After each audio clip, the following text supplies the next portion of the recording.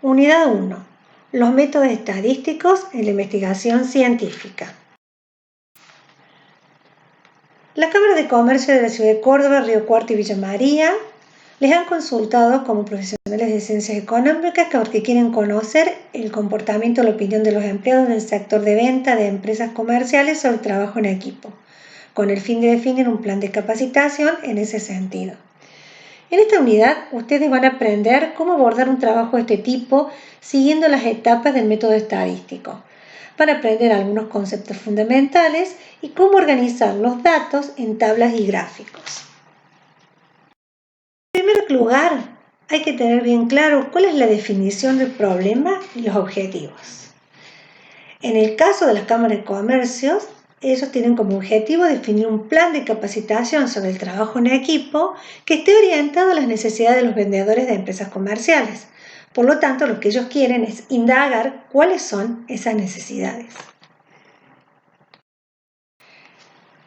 Teniendo claro el problema y los objetivos de estudio, vamos a diseñar la investigación. O sea, vamos a hacer una formulación estadística del problema. En nuestra investigación interesa conocer el comportamiento de opinión de los empleados de venta de las empresas comerciales de las 3 ciudades. Ellos constituyen nuestra población de estudio y cada uno de esos empleados para nosotros va a ser una unidad de análisis. Ahora nos vamos a preguntar, ¿vamos a analizar a todos los empleados? ¿Cuántos recursos disponemos? ¿Cuánto tiempo nos llevará ese estudio? La mayoría de las veces es imposible analizar toda la población. Entonces, se determina una muestra representativa de la misma. Ahora, tenemos que seleccionar un conjunto de empleados. ¿Y de dónde los vamos a seleccionar? En este caso, es posible que las cámaras de comercio tengan el listado de empresas adheridas.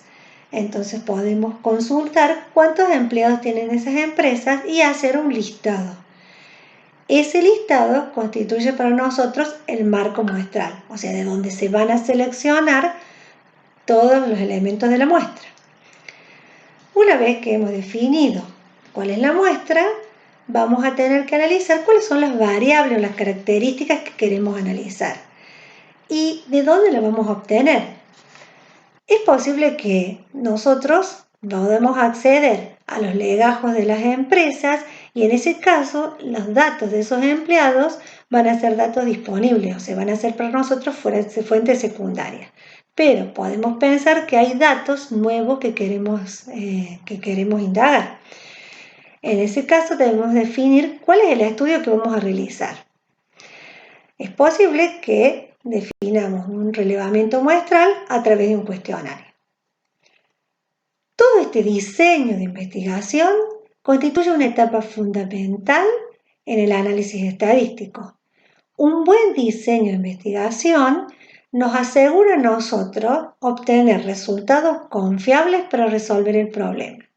Un mal diseño solamente nos va a hacer perder tiempo y dinero, porque los resultados no van a servir para resolver el problema. Una vez que tenemos relevado todos los datos, vamos a armar una base de datos y lo primero que vamos a hacer es un análisis de consistencia y depuración de la base de datos. Una base de datos es una tabla donde cada fila representa una observación y cada columna representa una característica de estudio o variable. Y por otro lado, cada celda es un dato. Veamos la primera fila. La primera fila representa todas las características del empleado 1. O sea, es mujer de 22 años, que trabaja 4 horas, que ha alcanzado un nivel de educación terciario universitario incompleto, tiene asistencia perfecta y un salario de 200. Veamos las columnas. Hay distintos tipos de variables. Algunas, como sexo, son variables categóricas, donde lo que se tienen son distintas categorías o valores de la variable. En este caso, esas categorías varón y mujer han sido codificadas con 1 varón, 2 mujer. ese código no tiene ningún valor numérico, solamente es una representación de cada categoría. Podríamos haber asignado una mujer y 2 varones y sería exactamente lo mismo. Sin embargo, en edad, que es una variable numérica, ese valor representa la edad de cada individuo, 22, 28, 46. Veamos nivel de educación. Nivel de educación también es una variable numérica, categórica, pero en este caso las categorías tienen un orden. Por ejemplo, le hemos codificado, pero ese código a su vez tiene un orden determinado. 1 primario, 2 secundario, 3 terciario, un completo, 4 terciario y un universitario completo. Quien haya hecho secundario ha hecho previamente primario, entonces tiene que estar secundario después del primario. Veamos un poquito más sobre este tema. Una variable es una característica que varía de individuo a individuo. Cada valor que asume una variable, como vimos recién, es un dato.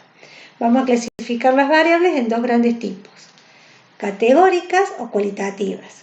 Cuando al hacer una pregunta, la respuesta es una cualidad o una categoría. Por ejemplo, en los casos que vimos recién, sexo o nivel de educación. Una variable numérica o cuantitativa es cuando la respuesta a una pregunta es un número. Y dentro de estas vamos a distinguir entre discretas cuando surgen de un proceso de conteo, por ejemplo, la cantidad de días de ausencia. En realidad son variables que se definen en una escala entera, no son un número entero. En cambio, las continuas son aquellas cuya respuesta puede ser cualquier valor dentro de un intervalo, como por ejemplo el salario. Estas variables pueden tener distintos niveles de medición.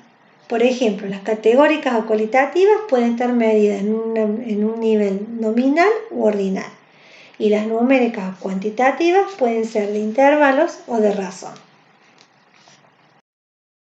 Es muy importante tener claro los distintos tipos de variables o escalas de medición, porque en la etapa de organización y presentación de los datos, lo que hacemos es la primera presentación de esas variables en tablas y gráficos. Y esas tablas y gráficos dependen de qué tipo de variables se esté analizando. En este capítulo vamos a ver cómo resumir la información en tablas y gráficos.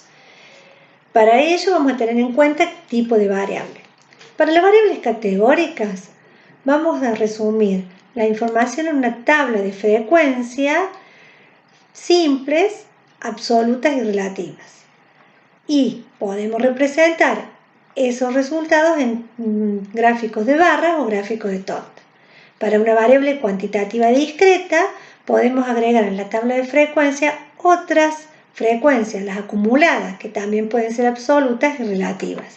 Y vamos a utilizar gráficos que son los gráficos de bastones para la frecuencia simple y los gráficos escalonados para la frecuencia relativa.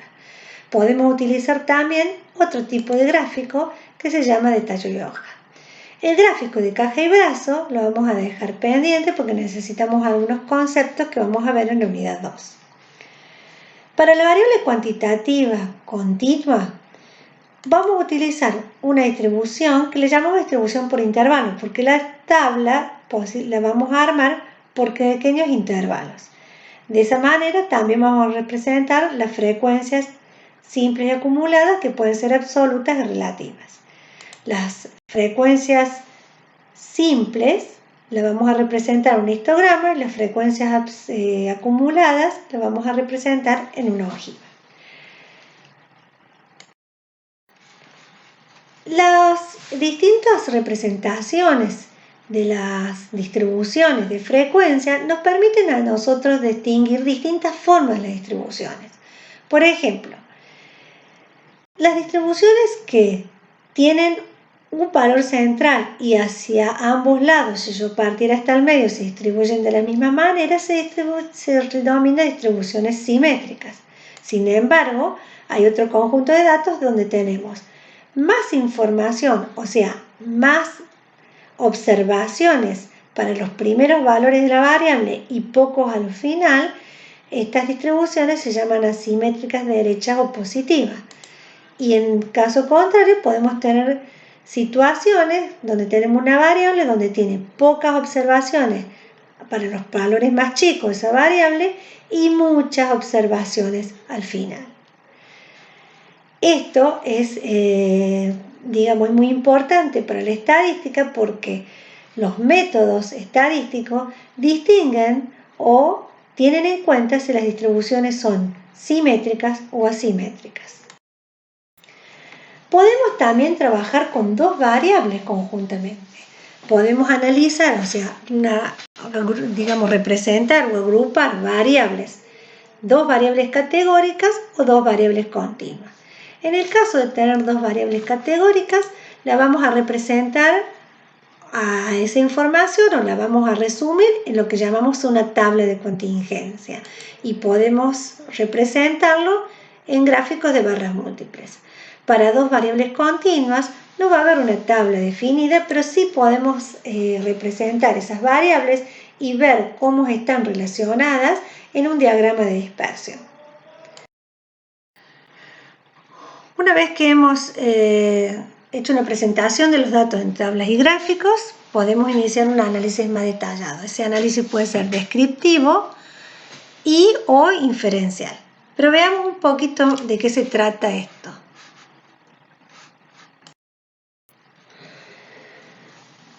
La estadística descriptiva es la que nos permite resumir y describir el conjunto de datos o sea que se puede aplicar tanto tengamos una población como tengamos una muestra. Ese resumen se hace a través de distintas medidas. Cuando esas medidas surgen de la población, esas medidas se llaman parámetros. Por ejemplo, un promedio o una proporción. En el ejemplo que habíamos estado viendo, si supongamos que tenemos toda la población de vendedores y se quiere saber la proporción de vendedores que han realizado algún curso de capacitación sobre trabajo en equipo, esa proporción es un parámetro, es una medida de resumen de esa población. Sin embargo, cuando nos conocemos de la población vamos a tener una muestra. Y de esa muestra también podemos calcular esa medida de resumen. En ese caso, esa medida de resumen será una proporción muestral y ese valor se llama un estadístico. O sea, ese resumen es un estadístico. Ese estadístico ya no es un valor fijo, es un valor variable porque va a depender de la muestra que hemos seleccionado. O sea, que una descripción, una estadística descriptiva la podemos realizar tanto sobre una población o una muestra. Sin embargo, para hacer un análisis inferencial necesitamos tener una muestra. ¿Por qué? Porque la estadística inferencial es la que permite hacer generalizaciones con respecto a la población en base a la información que proporciona la muestra. Y eso es con cierto grado de incertidumbre que lo podemos medir. Esos estadísticos entonces, de esas medidas de la muestra, me permiten estimar los valores de la población que son desconocidos, porque en ese caso cuando yo saco una muestra no tengo los datos de la población y eso lo hago con métodos que utiliza la estadística inferencial. Para trabajar en inferencia estadística necesitamos tener conceptos previos de probabilidad que son los que vamos a ver desde la unidad 3 en adelante. Una vez que hemos realizado el análisis utilizando distintas metodologías estadísticas, vamos a plasmar todos esos resultados en un informe para contestar al problema inicial que se nos habían planteado. Este es un breve resumen de la unidad. No sirve para estudiar. Hay que revisar el material de estudio, realizar las actividades y les proponemos seguir el esquema de trabajo que les puede servir de guía.